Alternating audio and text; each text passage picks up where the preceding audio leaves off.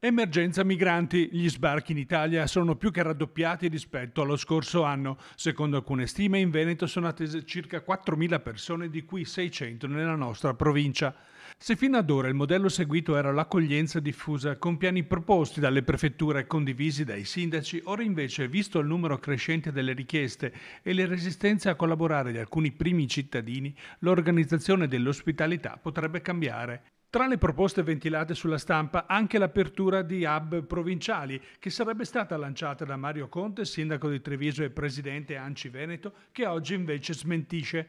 A questa eventualità i sindaci di Verona, Padova e Vicenza invece si sono dichiarati subito contrari. Perché concentrare centinaia di migranti, centinaia di richiedenti asilo, tutti all'interno di un'unica struttura, magari in mezzo a un quartiere di una città o in un piccolo comune, è un problema serio. Lo abbiamo visto qualche anno fa, 6-7 anni fa, negli altri momenti critici della immigrazione del nostro paese, e perché crea problemi di sicurezza, perché evidentemente vuol dire mettere centinaia di persone tutte all'interno di un'unica struttura, mettere in difficoltà la comunità, e anche problemi di integrazione e del percorso di accoglienza.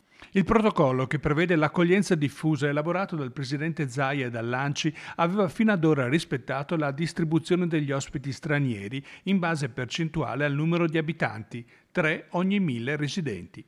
3, quindi non un numero particolarmente rilevante di migranti, e in un paese di 3.000 abitanti, che è la taglia di tanti comuni della nostra provincia, vuol dire 9 persone, quindi stiamo parlando veramente di numeri piccoli. Dividendoli in questo modo si possono evitare appunto i grandi hub e le grandi concentrazioni. Ecco, su questi dati Vicenza come è messa?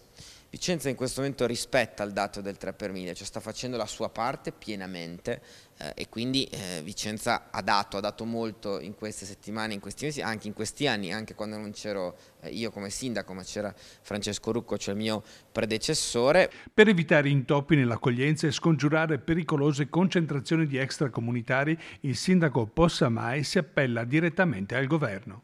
Noi chiediamo al governo di prendere in mano davvero questa questione, perché è evidente che è un compito del governo la gestione dell'immigrazione, cosa che finora non è stata fatta a sufficienza, ed è chiaro che l'unico strumento è stabilire regole uguali per tutti, cioè che tutti i comuni siano chiamati a fare la propria parte.